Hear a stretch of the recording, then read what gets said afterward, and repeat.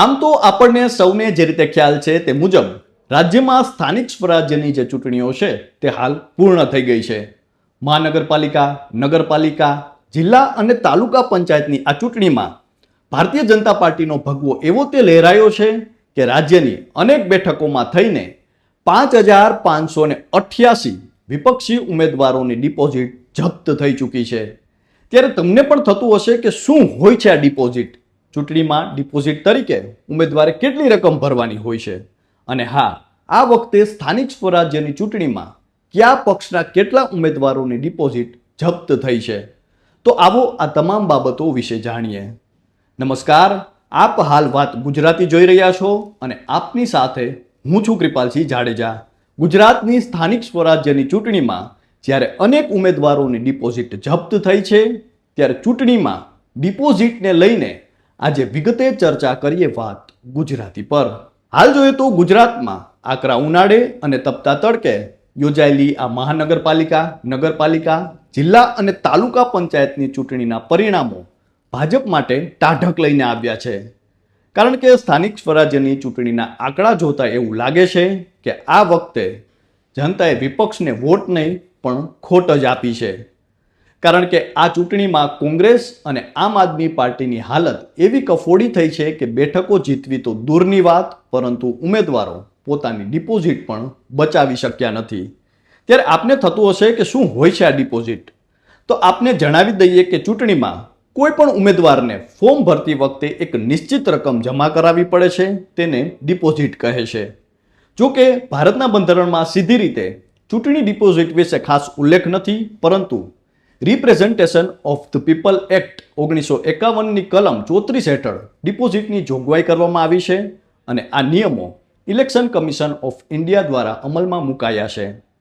ત્યારે તમને થતું હશે કે ગુજરાતની સ્થાનિક સ્વરાજ્યની ચૂંટણીમાં આ વખતે કયા પક્ષના કેટલા ઉમેદવારોનો ડિપોઝિટ જપ્ત થઈ છે? તો આપને જણાવી દઈએ કે શહેરી અને ગ્રામ્ય બંને વિસ્તારોમાં ભાજપની ચૂંટણી રણનીતિ અને પ્રચાર સામે આમ આદમી પાર્ટી અને કોંગ્રેસ બંને પક્ષો મતદારોને રીઝવવામાં ક્યાંક ને ક્યાંક નબળા સાબિત થયા છે. જેના પરિણામે સ્થાનિક સ્વરાજ્યની ચૂંટણીમાં મેદાને ઉતરેલા આમ આદમી પાર્ટીના 3,365 ઉમેદવારો, જ્યારે કોંગ્રેસના 2,223 ઉમેદવારોનું ડિપોઝિટ સુદ્ધા જપ્ત થઈ ગઈ છે. એટલે કે મહાનગરપાલિકા, નગરપાલિકા, જિલ્લા અને તાલુકામાં આ બંને પક્ષોના કુલ મળીને 5,588 ઉમેદવારોનો ડિપોઝિટ પરત નથી મળી. આ પરથી એક બાબત કદાચ સ્પષ્ટ થાય છે કે બંને પક્ષોએ પોતાના ઉમેદવારો ચૂંટણી મેદાને તો ઉતાર્યા, પણ જનમત મેળવી શક્યા નથી. મહત્વનું છે કે ચૂંટણી મેદાને ડિપોઝિટ જપ્ત થવી એ ઉમેદવાર અને રાજકીય પક્ષ માટે ચિંતાનો વિષય હોય છે.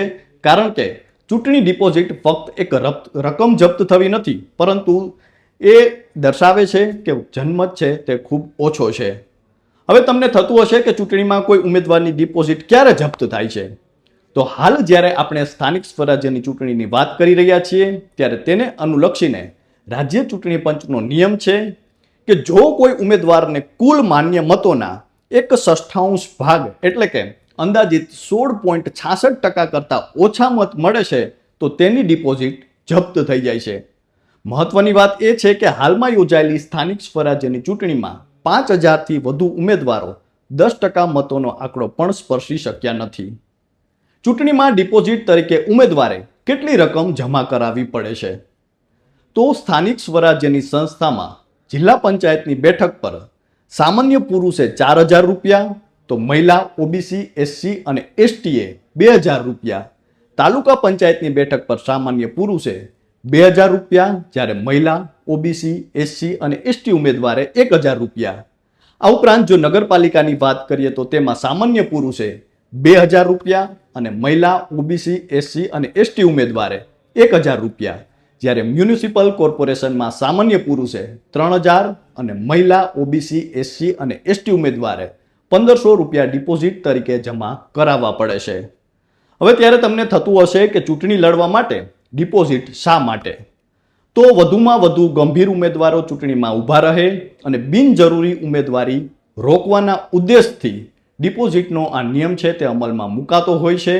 ત્યારે હાલ તો સ્થાનિક સ્વરાજ્યની આ ચૂંટણીમાં જ્યારે 5,000થી વધુ ઉમેદવારોની ડિપોઝિટ જપ્ત થઈ છે, ત્યારે આ આંકડો વિપક્ષ માટે ચોક્કસથી મનોમંથનનો વિષય છે. આપ સૌ કોઈ આ અંગે શું વિચારો છો તે કોમેન્ટ કરીને અમને ચોક્કસથી જણાવજો. તો હાલ બસ આટલું જ. ફરી મળતા રહીશું વાત ગુજરાતી પર.